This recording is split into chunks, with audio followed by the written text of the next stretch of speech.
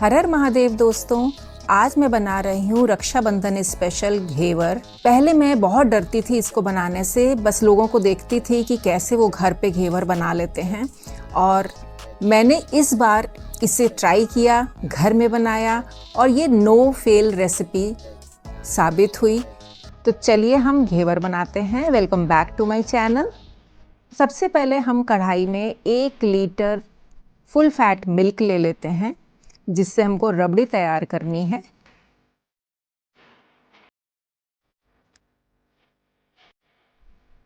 अब इसमें मैं ऐड कर रही हूँ 1 कप मिल्क पाउडर। किसी भी ब्रांड का आप ले सकते हैं, मिल्क पाउडर ऐड कर दीजिए इसमें। इससे रबड़ी बहुत जल्दी से और तैयार हो जाती है गाढ़ी होकर। और इसे अच्छी तरह से मिक्स कर दीजिए। अब हम इसको लगातार चलाते रहेंगे। घेवर बनाना जितना मुश्किल दिखता है ना, उतना मुश्किल है नहीं, लेकिन मेहनत और टाइम तो सभी चीज़ों में लगता है। अब ये रबड़ी बनाने में कम से कम आधा घंटा हमें इसको बनाने में लगेगा। दूध गाढ़ा होता जा रहा है, जो किनारे दूध चिपक जाता है ना, जो थिक होकर, उसे भी हम खुरच कर निकाल लेंगे। अब इसमें हम ऐड कर रहे हैं केसर। ये केसर मैंने तवे पे थोड़ा सा रोस्ट कर लिया है।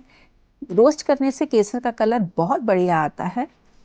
वो ऐड कर दिया है चुटकी भर, और साथ ही साथ ½ टीस्पून इलायची पाउडर इसमें ऐड कर दिया है।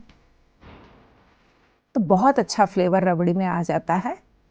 देखिए कलर भी कितना सुंदर आया है। और ये हमारी रबड़ी बिल्कुल तैयार हो गई है। इस स्टेज पे मैं गैस को ऑफ करूंगी, क्योंकि अभी ठंडी होने पर रबड़ी थिक हो जाएगी। तो पहले इसको नॉर्मल टेम्परेचर पर हम लेकर आएंगे, उसके बाद इसे ठंडा होने के लिए हम फ्रिज में रख देंगे। तो ये हमारी रबड़ी रेडी हो गई है। अब हम बनाते हैं चाशनी। तो यहाँ पर 1 कप चीनी में ½ कप पानी डाल दिया है, और इसमें ऐड कर दिया है चुटकी भर केसर। इसका कलर भी देखिए कितना सुंदर आ गया है। मिक्स करते रहेंगे, और चाशनी को तब तक पकाना है, 1 तार से पहले तक की चाशनी बननी चाहिए। 1 तार की चाशनी नहीं बनानी है। 1 तार से पहले जो चिपचिपी सी हो जाती है ना, बस उस स्टेज पे हमको गैस को ऑफ कर देना है। तो देखिए चिपचिपी हो गई है, बस 1 तार नहीं बन रही है इसमें। तो इस स्टेज पे हम गैस को ऑफ कर देंगे, और इसमें मैं थोड़ा सा नींबू का रस डाल रही हूँ, ताकि हमारी चाशनी क्रिस्टलाइज ना हो, चीनी क्रिस्टलाइज ना हो जाए, इसी तरह से लिक्विड फॉर्म रहे। तो हमारी रबड़ी और चाशनी दोनों तैयार हो गई है। तो अब हम घेवर का बैटर बना लेते हैं। तो यहाँ पर मैंने घी लिया है, मैदा लिया है छानकर, ठंडा दूध लिया है, उबला हुआ दूध है, फ्रिज में रखकर ठंडा कर लिया था, और ठंडा पानी वो ले लिया है। पहले 1 कप पानी देखिए मैं डाल रही हूँ इसमें, और फिर 3/4 कप ऑफ वाटर और ले लूँगी। साथ ही साथ हलवाई लोगों से ये मैंने पूछा, तो उन्होंने अपना सीक्रेट बताया। 1 टेबलस्पून बेसन, 1 टेबलस्पून आटा, और थोड़ा सा नींबू का रस भी आप डालेंगे तो आपके घेवर कभी भी जो है खराब नहीं होंगे। अब यहाँ पर मैंने घी ले लिया बोल में, और उसमें 4 क्यूब्स आइस के डाल दिए हैं, और इसको अच्छी तरह से मिक्स करना है।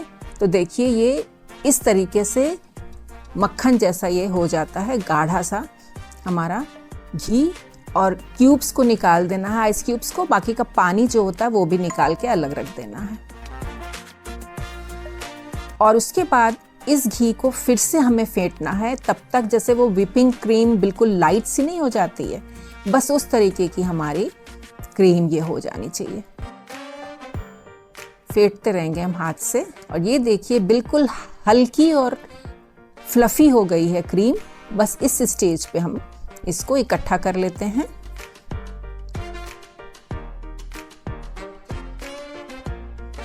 ये देखिए, अब इसमें मैं धीरे धीरे मैदा ऐड करूंगी। ये 1 कप मैदा है, और साथ में जो दूध लिया था ना, उसको डाल दिया है आधा दूध, और हम मिक्स करेंगे इसको। सारा दूध मिक्स कर दिया है साथ में, अच्छी तरह से फेंटेंगे, लम्प्स नहीं पड़ने चाहिए। और थोड़ा थोड़ा मैदा ऐड करते हुए, और साथ ही साथ मैंने 1 चम्मच आटा और 1 चम्मच बेसन भी ऐड कर दिया है। और अब दूध खत्म हो गया था क्योंकि 1/4 कप था। अब पानी जो ठंडा वाला लिया है वो ऐड करते हुए और मैदा ऐड करते हुए थोड़ा थोड़ा हम इसको मिक्स करते जाएंगे। इस तरह से हम फेंटते जाएंगे। एक बात का और ध्यान रखिएगा, बहुत ज़्यादा नहीं फेंटना है, नहीं तो बटर अलग हो जाएगा, मक्खन अलग हो जाएगा इसमें से। तो हमें धीरे धीरे इससे बस मिक्स करना है। अब सारा पानी मैंने इसमें ऐड कर दिया है। देखिए इस तरीके का हमारा फ्लोइंग कंसिस्टेंसी का बैटर बन गया है। और अगर इसमें कोई लम्स या कुछ भी ऐसे रेशे या कुछ भी होंगे तो उसके लिए हम इसको छान लेते हैं। तो छानना भी बहुत ज़रूरी है। तो मैंने एक दूसरा बोल नीचे रखा, ऊपर से छन्नी रख दी है और इसको हम छान लेंगे।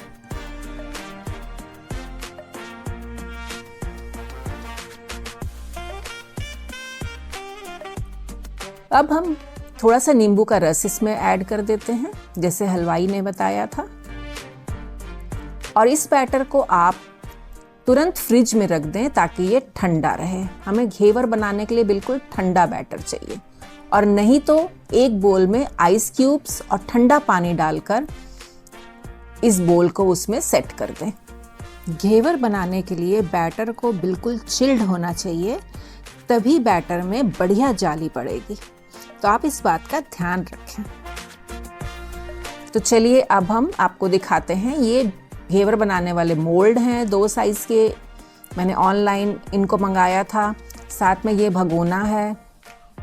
इस तरह का बिल्कुल सीधा पतीला होना चाहिए जिसमें आप घेवर बना सकते हैं। तो मैंने थोड़ा सा घी इसमें डाला है, 1/4 कप, और बाकी ऑयल ले लिया है। और आधा कप जो है बैटर लिया है जिसको मैं चम्मच से डालूंगी। और ऑयल को गर्म होने दिया है। धुआं आने से पहले तक के गर्म होना चाहिए ये। और इसमें ड्रॉप करके हम बैटर को डालेंगे। और ये झाग थोड़ा थोड़ा बैटर डालना है। जब ये झाग खत्म हो जाए तब दूसरी बार डालना है। इस तरीके से ड्रॉप करके सेंटर में बैटर को डालते जाना है। जब झाग खत्म हो तो फिर से डालना है।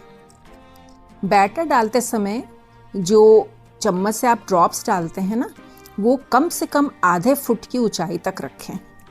और आधा कप बैटर एक बार में हमारा लग जाता है इतने बड़े मोल्ड में। तो देखिए बस इस तरीके से सेंटर में हम डालते चले जाएंगे। फ्लेम को मीडियम पर ही रखना है।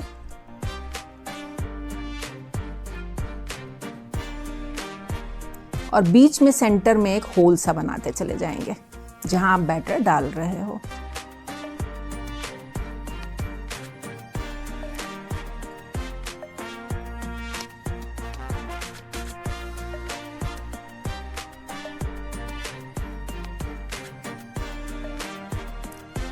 ये जो ऊपर से थोड़ा कच्चा रह गया है ना, वाइट, तो बस थोड़ा थोड़ा इसे दबा दीजिए। तेल गरम है, ऊपर से भी ये पक जाएगा।